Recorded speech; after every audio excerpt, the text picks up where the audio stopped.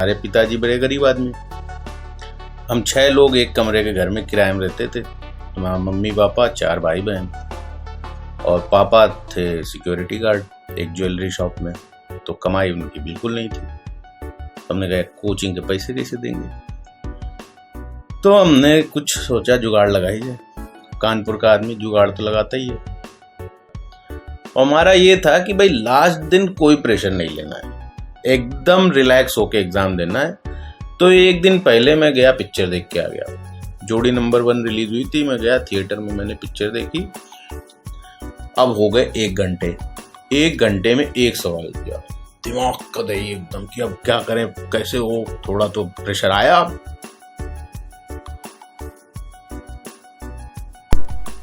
दोस्तों, अगर आपको लगता है कि आईआईटी क्रैक करना बहुत मुश्किल है और अपने मन को बहलाने और समझाने के लिए आपने 10 से 15 बहाने भी सोच लिए हैं, तो अगले 10 मिनट लगाकर यह वीडियो जरूर देखें। जिसे अपनी मंजिल पानी है, कुछ करके दिखाना है, वह समस्याओं पे कम समाधानों पे ज़्यादा ध्यान देता है। वह रोता कम है और बोता ज़्यादा है। अपनी सफलता के बीच हर दिन बिना रुके बिना थके कोई तरकीब कोई जुगाड़ लगा ही लेता है। हर मुश्किल के पार पाने का और अपने लक्ष्य तक पहुंचने का रास्ता ढूंढ ही लेता है। मेरा यह दोस्त मिस्टर गौरव तिवारी मेरे लिए तो प्रेरणा का स्रोत रहा ही है। मैं चाहता हूं कि आप भी इसके जीवन के संघर्षों से कुछ सीखें और अपने लक्ष्य को पाने की जी जान से कोशिश करें। extraclass.com प्रेजेंट्स ये उन दिनों की बात है बाय गौरव तिवारी। तो मेरा नाम है गौरव तिवारी और मैं 2001 में आईआईटी बॉम्बे में मैकेनिकल इंजीनियरिंग करने आया था। 2005 में वहाँ से ग्रेजुएट होने के बाद मैंने बैंकिंग सेक्टर में अपना कैरियर बनाया। 15 साल तक बैंकिंग और फिनटेक में काम करने के बाद अभी मैं अपना खुद का स्टार्टअप चला रहा हूँ, माई सूत्रधार नाम से।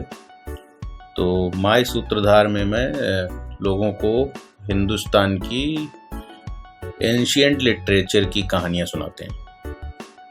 तो कभी आप देखिएगा और सुनिएगा कहानियाँ, लेकिन ये कहानी उसके बारे में नहीं है, ये कहानी है मेरे बारे में।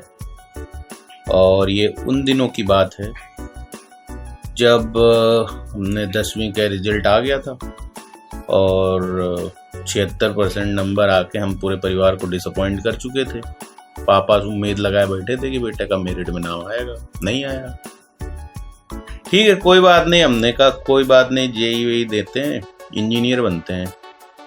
अब इसमें कोई नई बात नहीं है, हर मिडिल क्लास का लड़का, गरीब आदमी का लड़का इंजीनियर ही बनना चाहता है। बहुत ज़्यादा हुआ तो डॉक्टर बनना चाहता है।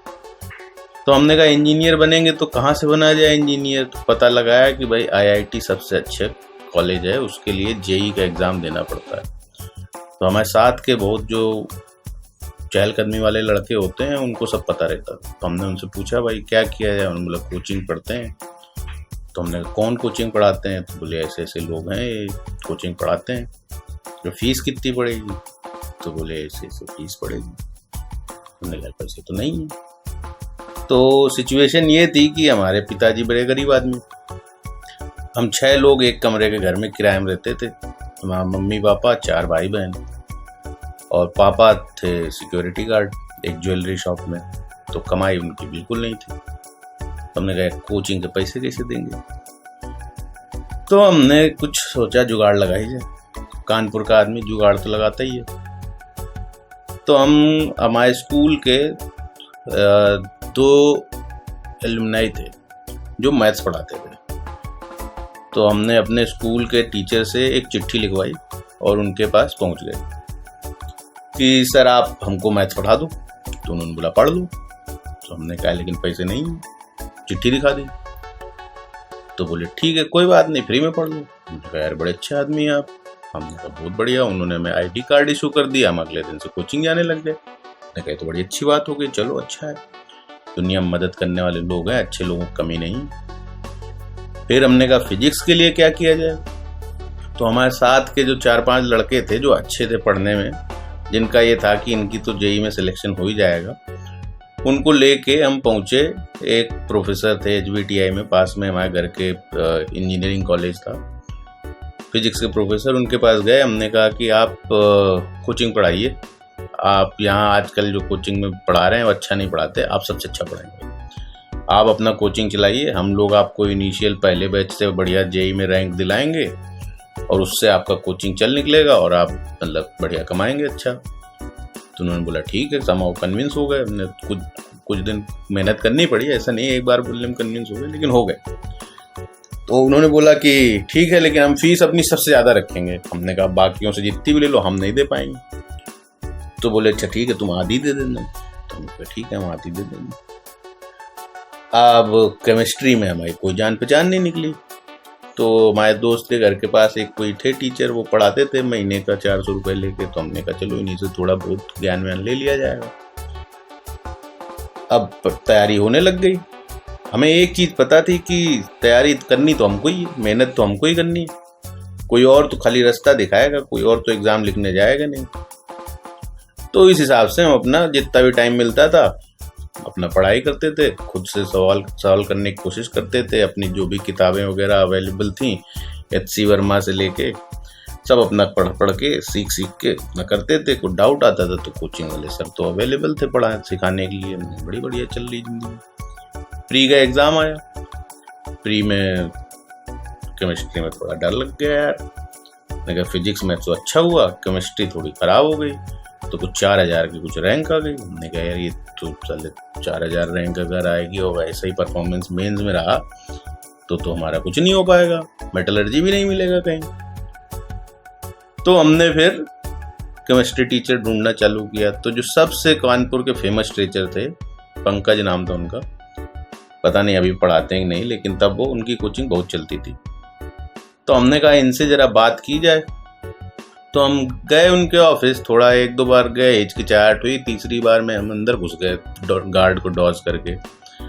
और हमने पंकज सर से बोला कि सर, वो किसी से तो बात कर रहे थे, तो उन्होंने हमको घुसते हुए देखा, पूछा क्या हुआ। हमने कहा सर कोचिंग पढ़नी है, हमने प्री में सेलेक्ट हो गए हैं, मेंस में हम पक्का 100% आपको रैंक ला के देंगे, आप हमें पढ़ा दो। तो बोले पढ़ लो, इसमें दिक्कत क्या है। हमने पैसे नहीं है। तो बोले कि यार कुछ तो पैसे दे दो। तो हमने कहा कितने दे दें। तो बोले 1000 रुपये दे दो। हमने कहा चलो 1000 रुपये दे देंगे। और हमारी स्कॉलरशिप वगैरह मिलती थी तो हमने उससे अपना निकाल के दे दिए, पढ़ाई कर ली।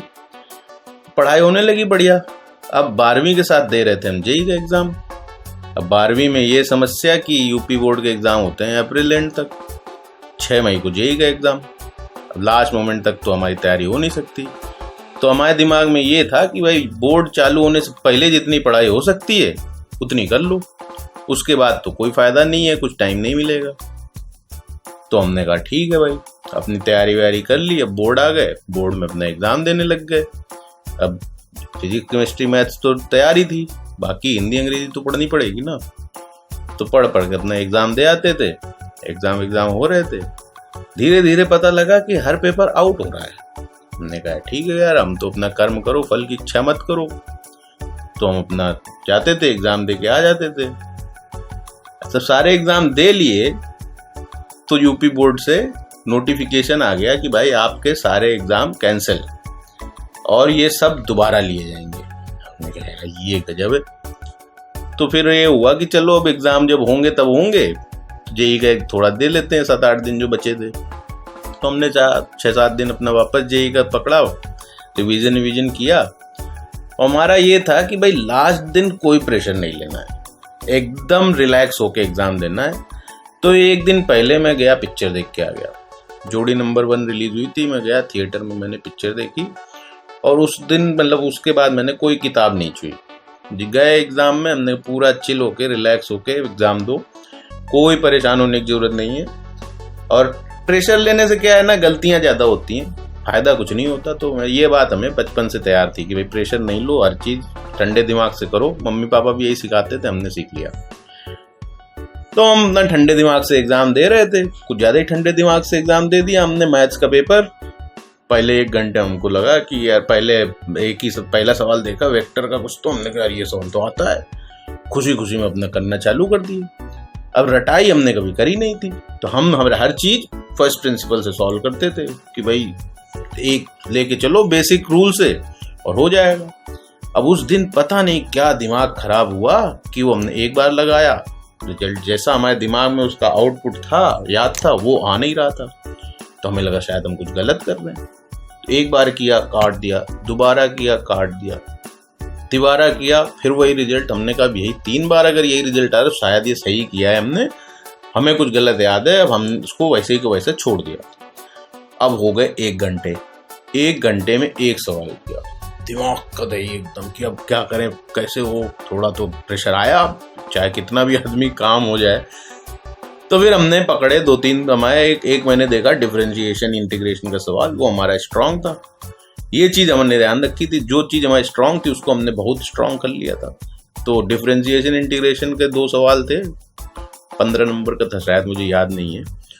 तो हमने उसको कर लिया, तब जान में जान आई। वो करने हमको कुछ 10-15 मिनट लगे। फिर बाकी का जो भी टाइम आया, जो भी हो पाया, जो नहीं हुआ नहीं हुआ। एक चीज़ ये है कि जेई में जो आपकी रटाई की तैयारी नहीं देखते हैं, वो जेई में वो देखते हैं आपको आता कितना है, आपको नॉलेज कितना है। और उनका जो क्वेश्चन पेपर था, अब अभी कैसा आता है हमें पता नहीं, बट वो टाइम में ये था कि वो एक्चुअली नॉलेज टेस्ट करता था। अगर आपको नहीं आता है तो आप नहीं कर पाओगे, चाहे कितनी भी रटाई करके गए हो। तो वो हमारे फेवर में चला गया। अगर पेपर कठिन है तो सबके लिए कठिन है, ऐसा तो है नहीं कि तुम्हारे लिए खाली कठिन है। तो रिलेटिव ग्रेडिंग में अगर 2-4 मतलब कठिन पेपर में सब खराब करेंगे तो भी तुम्हारा रिलेटिव अपना वहीं, अपने जो तुम्हारी पोजीशन है वहीं रहोगे। आसान होगा तो भी तुम अपना, आसान एक्चुअली ज़्यादा डिफिकल्ट होता है कि उसमें सब अच्छा कर देते हैं। तो कठिन पेपर आया तो टेंशन नहीं लेने का, आराम से दे देने का, ये मैंने सीखा। कोई बात नहीं भाई, हो गया। मजे की बात ये, जिस दिन जेईई का रिजल्ट आया था उस दिन मैं बोर्ड का एग्ज़ाम दे रहा था, क्योंकि बोर्ड के एग्ज़ाम तो दोबारा हो रहे थे। अब रिजल्ट आया तो इतना नर्वसनेस थी कि उस दिन कि अब पता नहीं होगा कि नहीं होगा। तो 2 पेपर थे, तो मम्मी ने बोला तुम पहले रिजल्ट देख लोगे तो खराब आएगा, और रिजल्ट तो तुम ये पेपर खराब कराओगे, और अच्छा आया तो भी खराब कराओगे, तुम रिजल्ट अब मत देखना। तो मैंने जेईई का रिजल्ट नहीं देखा। मैं गया सेंटर पे, अपना एग्ज़ाम दिया। हमारे साथ में एक थे, उनकी कुछ 1244 रैंक आई, वो आकर सबको बता रहे थे। हमने कहा यार हम भी देख लेते हैं। तो हमने दूसरा पेपर देने के पहले, बीच में टाइम था, हम कैफ़े गए, साइबर कैफ़े, रोल नंबर बताया। हमसे पहले एक लड़का और देख रहा था, हमारा सीनियर था स्कूल का, उसने देखा, रोल नंबर बताया, उसका नहीं हुआ। तो उसके बाद हमने अपना रोल नंबर दिया, तो उसने कैफ़े वाले ने डाला अपना कंप्यूटर में, और रिजल्ट आया, बोले हाँ हो गया है, 588 रैंक है। तो हमारे पीछे जो लड़का खड़ा था वो बोल रहा था किसका रिजल्ट देखने आया वो। हमने भाई खुद का ही देखने आए। तो बोलता क्या बात कर रहे हो, सही? हमने कहा हाँ भाई सही हो गया, थैंक यू वेरी मच। उसके बाद हमने एग्ज़ाम दिया। एग्ज़ाम में मतलब दे आए। फिर उसके बाद हमको फ़र्क नहीं पड़ा कि बोर्ड में कितने नंबर आए, क्या आए, जो भी है। तो ये थी हमारी जेईई की तैयारी की कहानी। और सबसे अच्छी 2 बातें मैं बताना चाहूँगा जो मेरे फेवर में रहीं। एक तो रिलैक्स होके अप्रोच करो प्रॉब्लम को, टेंशन मत लो। पहले से अगर टेंशन ले लोगे, प्रेशर ले लोगे, तो वो प्रॉब्लम और ख़राब हो जाएगी, बेटर नहीं होगी, सॉल्व नहीं होगी। और दूसरा चीज़, फर्स्ट प्रिंसिपल्स कभी मत भूलो, बेसिक्स कभी मत भूलो। फॉर्मूले भूल भी जाओगे तो चलेगा, क्योंकि अगर बेसिक्स याद हैं तो फॉर्मूले डिराइव हो जाते हैं, इतना टाइम नहीं लगता, बहुत ही सिंपल चीज़ें हैं। और ज़िंदगी बहुत सिंपल है, बहुत आसान है, उसको हम लोग कठिन बना देते हैं। कई बार तो कोचिंग वाले लोग जान के कठिन बना देते हैं ताकि आप उनको फीस दे दें। और पढ़ाई खुद ही करनी पड़ेगी, कोचिंग वाला खाली मदद कर सकता है। कोई डाउट आए तो पहले उसको खुद कोशिश करो, 8-10 अटेम्प्ट करो, जब तक घिस घिस के नहीं हो जाए, हार मान जाओ, तब जाके जाओ कि सर जरा मदद कर दो। क्योंकि ऑब्जेक्टिव वो प्रॉब्लम सॉल्व करना नहीं होता है, ऑब्जेक्टिव होता है सीखना। तो अगर सीख गए तो अगली बार फिर वैसी प्रॉब्लम आएगी तो रुकोगे नहीं। बट अगर किसी और ने तुम्हारे लिए प्रॉब्लम सॉल्व कर दी तो फिर नहीं सीख पाओगे, फिर वो प्रॉब्लम सॉल्व हो जाएगी बट अगली नहीं होगी। तो ये चीज़ें ध्यान में रखो। और बाकी तो सिचुएशन में और आपके कंट्रोल में जो चीज़ें नहीं हैं, वहाँ जो हो रहा है उसके बारे में सोच के कुछ फ़ायदा नहीं। अब जैसे आजकल कोविड चल रहा है, हमारे टाइम में बोर्ड के पेपर लीक हो गए थे। अब हम सोचने लग जाते हैं कि पेपर लीक हो गए, बोर्ड का क्या होगा क्या नहीं होगा, इतना टेंशन में हम अगर जेईई खराब कर देते तो क्या फ़ायदा होता। तो हमने कहा टेंशन लेने की जरूरत नहीं है, जो चीज़ हमारे एलिमेंट्स कंट्रोल में है नहीं उन एलिमेंट्स के बारे में सोचना नहीं है, और जो कंट्रोल में है उनको छोड़ना नहीं है। तो ये सोच के हमने बढ़िया अपनी जेईई की तैयारी करी, पहले अटेम्प्ट में अच्छी रैंक लाई, और फिर आईआईटी बॉम्बे में मैकेनिकल इंजीनियरिंग लेके 4 साल हमने वहाँ पे पढ़ाई करी। और उसके बाद फिर हमने थोड़ा अनकन्वेंशनल पाथ अपने लिए कैरियर पाथ चूज़ किया और बैंकिंग में चले गए, वो अलग बात है, वो फिर कभी और की कहानी है। तो आखिरी में खाली वही बात बताएंगे जो गीता में श्री कृष्ण ने बताई थी, कर्मण्येवाधिकारस्ते मा फलेषु कदाचन, कर्म को डाल के बस्ते में फेंक दो रस्ते में और चने चबाओ। जय हिंद।